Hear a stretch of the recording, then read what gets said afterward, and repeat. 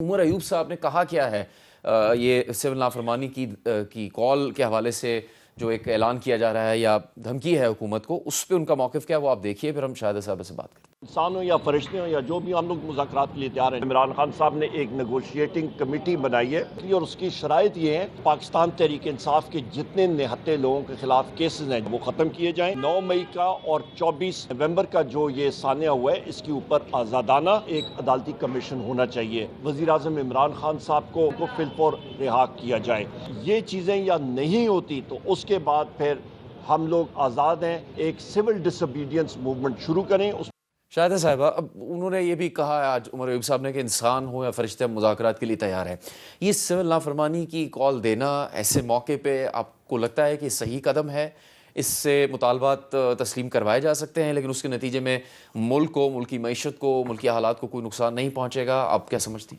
नहीं, डेफ़िनेटली यहाँ पे जो भी एहतजाज हुए, नुकसान तो हर एहतजाज से हुआ है और फ्यूचर में भी अगर कोई ऐसी सिविल नाफरमानी की तहरीक लेके आ रहे हैं तो नुकसान तो होता है।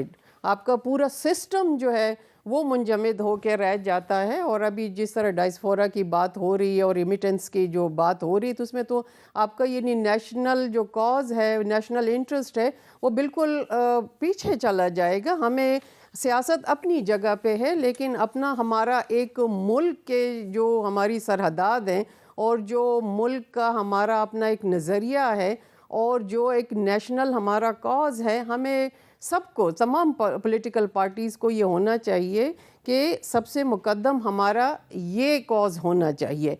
बाकी यहाँ पे पॉलिटिकल इंस्टेबिलिटी कहाँ पे आती है? देखें, हुकूमत वक्त चाहे जो भी हो, ए बी ज़ी किसी की भी हुकूमत हो, उसकी रिस्पॉन्सिबिलिटी होती है कि हालात को किस तरह आपने काबू पाना है। आपने अफ़हाम व तफ़हीम जो है उसको पहले देखना है कि किस तरह हमने उसको एक तमाम स्टेक होल्डर्स को और पॉलिटिकल, अब जिस तरह सिनारियो बन गया है, उनको हम एड्रेस करें। तो ज़ाहिर है जो उनके कंसर्न है, अगर हम उसको एड्रेस नहीं करते, हमारे पास पार्लियामेंट में अगर आवाज़ नहीं सुनी जाती, हमारी स्ट्रीट में नहीं सुनी जाएगी, तो डेफ़िनेटली आपके जो जमहूरी अक़दार है वो कमज़ोर हो जाते हैं। तो ये चीज़ें जो है, इसकी सेंसिटिविटी जो है उसको एड्रेस ज़रूर करना चाहिए ताकि ऐसे वाक़यात ना हो। चले, एक जो है 9 मई हो गया, 24 नवंबर हो गया, अभी फिर आ रहे हैं। यानी आपके जो मुकदमात हैं, हमारे कवानीन है, उसको तो आप उसी के हिसाब से देख रहे हैं, आपकी अदालतें देख रही हैं, आपकी जो भी इंस्टीट्यूशंस हैं। लेकिन एक चीज़ जो मैं देख रही हूँ पिछले एक दिहाई से स्पेशली, ये चीज़ बहुत ज़्यादा हो गई है, एक रिवेंज आ गया।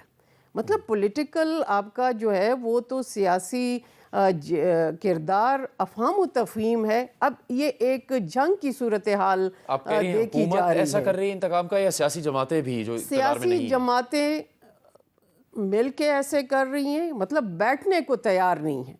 ये हमारी, मैं समझती हूँ कि बदकिस्मती है कि हम क्यों नहीं बैठ रहे। एटलीस्ट कोई एक एजेंडा तो हो जिस पे हम बैठ जाएं। अब हम एक कौम की खातिर ही बैठ जाएं कि हमारी आवाम जो है रुल रही है। जो बयानिया जिसने भी किया था, तमाम बेसिक नकात तो आपके वही हैं मैनिफेस्टो के, कि हमने आवाम को रिलीफ देना है। हम किधर रिलीफ दे रहे? हम तो अपने दस्तो गिरेबां हैं। पार्लियामेंट में शिकवा जवाब शिकवा, हम रिवेंज को देख रहे हैं। तो ये बदकिस्मती है, इसको नहीं करना बड़ी चाहिए। अहम बात की शाहिदा साहबा ने कि मुज़ाकरात के लिए पुराने तरीके से बैठने को कोई तैयार नहीं है पाकिस्तान में। कैसे ये मुमकिन होगा, इस पर भी बात करेंगे। लेकिन तारिक साहब, नवंबर के वाक़यात हैं, दिसंबर आ गया। हुकूमत नहीं चाहती कि दूध का दूध पानी हो, वाज़े हो जाए कि सच क्या है। तहरीक इंसाफ, अगर एक तरफ तो आप कहते हैं वो इल्ज़ाम लगा रहे हैं, लेकिन अगर उनके कोई तहफ़्फ़ुज़ात हैं भी तो उनको दूर कर दिया जाए, चूँकि उनके कहने से हुकूमत की साख पर तो सवाल उठता रहेगा कि कितने लोगों की जानें गईं, हुकूमत ने क्या एक्शन लिया उन मुज़ाहिरीन के ख़िलाफ़।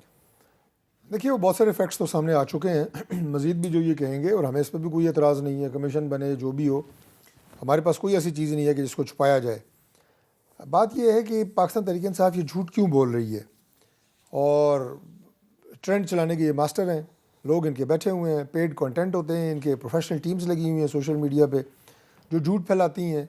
ये 900 से लाशें इन्होंने शुरू की, फिर 200-300 के ऊपर तो उन्होंने लॉक कर ली ना। 3 दिन पूरे दुनिया में पाकिस्तान को उन्होंने रुसवा किया, पाकिस्तान के इदारों को रुसवा किया। इतने झूठे लोग हैं कि जनाब 300 लोग तो कन्फर्म है जो मरे हैं। जी, लतीफ़ खोसा साहब ने 278, उन्होंने तो गवर्नर साहब ने कहा जी 278 है।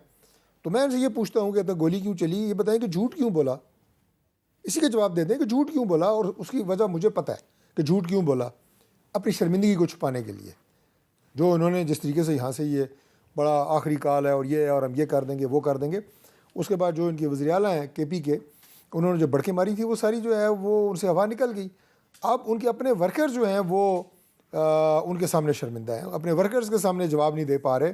उसको कवर करने के लिए ये आ रहे हैं इस पर जनाब कि गोली क्यों चली और हमारे इतने बंदे जनाब दर्जनों, फिर ख़ुद 12 पे आ गए हैं। अब इस वक्त उनका क्लेम है कि 12 लोग जो हैं वो मारे गए हैं, इसमें शहीद हुए हैं, और कहाँ 300 और कहाँ 900 और कहाँ 12। मैं कहता हूँ एक भी नहीं होना चाहिए, एक भी अगर जान गई है ना वो भी गलत है। लेकिन मैं इनसे ये कहता हूँ कि खुदा का वास्ता है, ये जो मुल्क है इसके ऊपर रहम करें, इस मुल्क के इदारों के ऊपर रहम करें, इस मुल्क को लिवेबल रहने दें। यानी आप जब दिल करता है जनाब आप रियासत के ऊपर धावा बोल देते हैं, जब दिल करता है आप ऐसे मनफी बयान देते हैं कि जिससे रियासत को नुकसान पहुँचता है, सूबाइयत फैलती है। अभी आज मैं और डॉक्टर साहब स्टैंडिंग कमेटी इंटीरियर के मेंबर हैं, आज हम वहाँ पे थे, वहाँ भी तहरीक इंसाफ ने कहा देखें जी यहाँ पे इस्लामाबाद में ऑपरेशन हो रहा है पश्तूनों के ख़िलाफ़। अब ये कितनी काबिल मज़म्मत बात है। मैंने उनसे कहा, मैंने कहा जी इस्लामाबाद में जो लोग हालिया इसमें पुरअमन मार्च ये नहीं था, डॉक्टर साहब कह रहे हैं ना ये सियासी था, ना ये पुरअमन था, ना ये मार्च था, ये तो एक धावा था, पुरतशद्दुद धावा इस्लामाबाद के ऊपर।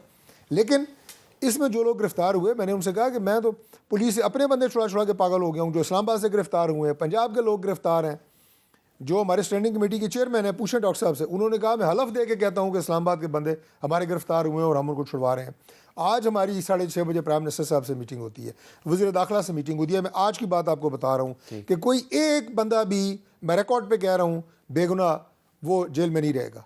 वो आप देखेंगे अगले 2 दिन के अंदर अंदर तादाद जितनी भी है, जिसके खिलाफ एविडेंस होगा, यह बहुत बड़ा ब्रेक थ्रू है, जिसके खिलाफ एविडेंस होगा, जिसने पुलिस पे कोई पथराव किया, कोई और इंतशार वाली बात की, वीडियो होगी, उसके अलावा कोई शक की बुनियाद के ऊपर अगर पकड़ा गया है, वो KP से है, वो इस्लामाबाद से है, वो पंजाब से है, वो अगले 2 दिन में हम उनको रिहा कर रहे हैं।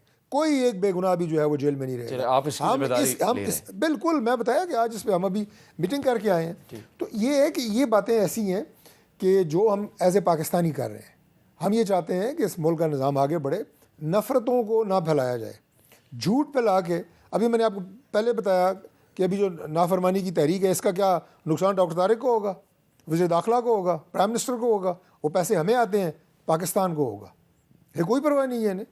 सूबाइयत फैलानी, नफ़रत फैलानी, मुल्क को कुछ हो, सिस्टम को, इन्हें कोई गर्ज नहीं है। इन्होंने अपना जनाब वो जो लोग इनके बाहर बैठे हैं सोशल मीडिया वाले, ये डॉक्टर साहब जैसे तो शरीफ लोग यहाँ पाकिस्तान में सियासत कर रहे हैं ना, जो बाहर बैठे हैं उन्होंने हाईजैक किया हुआ पार्टी को। इनके लीडर हिल नहीं सकते उनके सामने, इतना वो बुरा भला उन्हें कहते हैं। और दूसरी बात कि यहाँ आप ट्रेंड चलाई जा रहे हैं जनाब, गोली चल गई, फलान हो गया, ये वो। मैं इनसे पूछता हूँ कि करम में गोली क्यों चली? 130 बंदों का खून आपकी गर्दन पे नहीं है? आपकी वहाँ पे तीसरी गवर्नमेंट है ये। एक बंदा पाकिस्तान तहरीक इंसाफ का बोला है यार 130 बंदे एक दूसरे को गोलियां मार के मर गए हैं, और हुक्मरान जो है वो मूँछों को ताव दे रहे हैं, सर पे कफन बांधा हुआ है, और वो इधर तरनौल पे जनाब ड्रामे कर रहे हैं। यार को खौफ खुदा करें। ये इन बंदों में जो आप कह रहे हैं यहाँ पे, एक मिनट, ये बड़ा आखिरी मैं कर रहा हूँ कि यहाँ पे जो बंदे हैं उनमें इंसानी खून था, और जो करम एजेंसी में 130 लोग मरे हैं उनमें क्या मुर्गियों का खून था? उनकी माएँ बहनें बच्चे नहीं हैं, उनका कभी नाम आपने लिया है? यहाँ आपको बड़ा दर्द होता है, और वो रोकना आपकी जिम्मेदारी थी सूबाई हुकूमत की। आपने वहाँ पे बयान तक नहीं दिया। उस वक्त तवज्जो नहीं थी, लेकिन अब जरगा काम कर रहा है वहाँ पे हालात बेहतर करने के लिए। निसार जट साहब, एक बात तो देखें, आपकी एहतजाज को तो आपके मुखालफीन भी उस हक़ को तस्लीम करते हैं, लेकिन सिविल नाफरमानी की जो तहरीक की कॉल है उसको कोई भी सपोर्ट करने के लिए तैयार नज़र नहीं आ रहा। अब ये तारिक फजल चौधरी साहब कमीशन की बात कर रहे हैं, वो बन जाता है, बाकायदा तहकीकात होती है, तो क्या फिर तहरीक इंसाफ की तरफ से ये सिविल नाफरमानी की कॉल वापस ली जा सकती है? जुनैद साहब, मैं आपको एक बात बताऊं, डॉक्टर साहब ने जो बातें की और ये कहा कि ये झूठ बोल रहे हैं और प्रोपेगेंडा कर रहे हैं और ये पूरा सुबाइयत फैला रहे हैं, मेरा ख्याल है कि डॉक्टर साहब जो है वो अपना स्किन बचाने की कोशिश कर रहे हैं, और उनके पास बातों में करने को और कुछ रह नहीं गया। और इंशाल्लाह ताला ये आज नहीं, मैं आज आपके प्रोग्राम में बैठकर ये बात दावे से कह सकता हूँ, दावे से, कि वो बहुत दिन थोड़े रह गए कि ये हकायक और सच जो है वो सारा सामने आ जाएगा इंशाल्लाह ताला।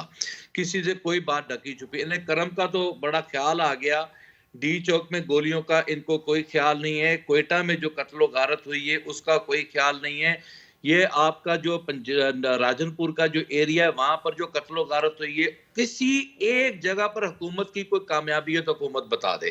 अब इस नुक्ते से आगे बढ़ने के लिए तो ये है ना कि तहकीकात की जाए इस सब चीजों की, तो कमीशन बन जाए तो क्या मौकिफ होगा तहरीक इंसाफ? हमने हमारा बिल्कुल आज स्टैंडिंग कमेटी में जरताज बीबी ने, जो हमारी पार्लिमानी लीडर है, आज उन्होंने 7 क्वेश्चन जो हैं वो रेज किए हैं और उन 7 क्वेश्चन को जो है स्टैंडिंग कमेटी में इंशाल्लाह ताला उनका जवाब लेंगे।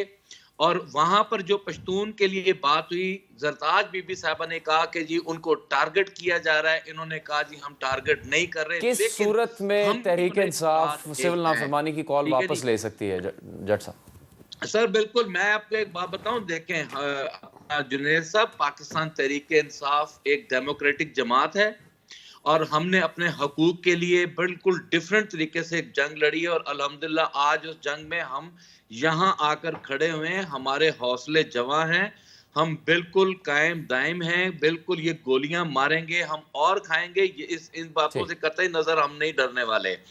हम नहीं चाहते कि पाकिस्तान डिस्टेबल हो, लेकिन हुकूमत के पास इतनी कोई कैपेसिटी नहीं है कि वो अपनी अपोजिशन को जो है वो एतमाद में ले सके, उनकी उनके पास कैपेसिटी ही नहीं है कि वो ये काम कर आप उन पे ट्रस्ट करने के लिए भी तैयार नहीं है। जवाब जब ये गोली का जवाब मिलेगा ना कि ये गोली का ऑर्डर किसने दिया था, वजीर आजम से पूछेंगे तो उस दिन हम देखेंगे कि वजीर आजम अभी तो सिविल नाफरमानी की जो कॉल है वो बरकरार है, तहरीक इंसाफ की तरफ से मैंने ये गोली का ऑर्डर दिया है।